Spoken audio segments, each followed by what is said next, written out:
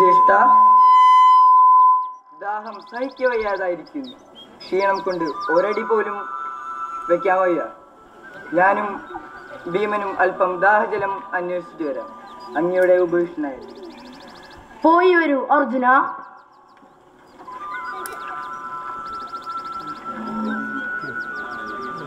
ജ്യേഷ്ഠ, അങ്ങിവിടെ ഉപവിഷ്ടനായ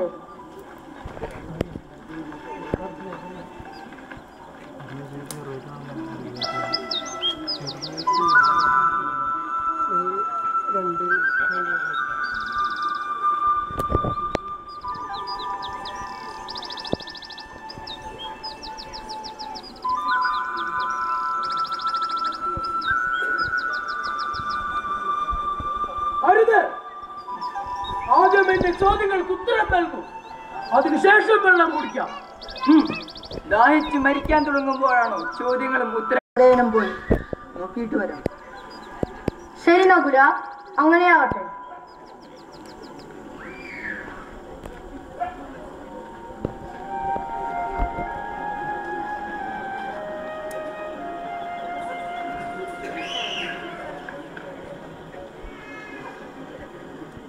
ഭീമ, അർജുന,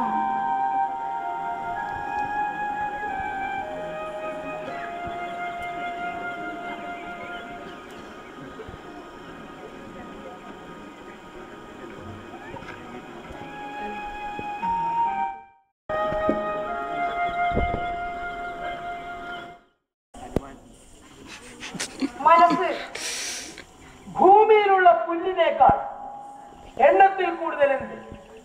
ചിന്ത. ഉറങ്ങുമ്പോൾ കണ്ണടയ്ക്കാത്ത ജീവിയേത്? മത്സ്യം. ആർക്കാണ് ഹൃദയമില്ലാത്തത്? കല്ലിന്. മനുഷ്യൻ ബുദ്ധിശാലിയാകുന്നത് എങ്ങനെ? സജ്ജന സംസർഗം കൊണ്ട്. ഒരു വഴിയാത്രക്കാരന്റെ ചങ്ങാതി ആരായിരിക്കണം? അറിവ്. നിങ്ങൾ ചില പ്രത്യേക സാധനങ്ങൾ ത്യജിക്കുകയാണെങ്കിൽ നിങ്ങൾക്ക് സന്തോഷമുണ്ടാകും. എന്താണ്? ആഗ്രഹം. ഓടിപ്പോകും തോറും വലുതായി തീരുന്നത് എന്ത്? നദി. നിന്റെ മരിച്ചു കിടക്കുന്ന നിന്റെ 4 സഹോദരന്മാരിൽ ഒരാളെ ഞാൻ ജീവിപ്പിക്കാം. ആരെ വേണം? പറ്റുമെങ്കിൽ നകുലനെ. പരാക്രമശാലിയായ അർജുനനെയും അതിശക്തനായ ഭീമനെയും വിട്ട് നകുലനെ തന്നെ ജീവിപ്പിക്കണമെന്ന് നീ പറയാൻ കാരണമെന്ത്? കാരണമുണ്ട്. എന്റെ അച്ഛൻ പാണ്ഡുവിന് 2 പത്നിമാരാണുള്ളത്. ഒന്ന് കുന്തിയും ഒന്ന് മാദ്രിയും. കുന്തിയുടെ മക്കളിൽ ഞാൻ ജീവിച്ചിരിക്കുന്നുണ്ട്. മാദ്രിയുടെ മക്കളിൽ മൂത്തവനായ നകുലനും ജീവിച്ചിരിക്കട്ടെ എന്നു കരുതിയാണ് ഞാൻ അങ്ങനെ ആവശ്യപ്പെട്ടത്.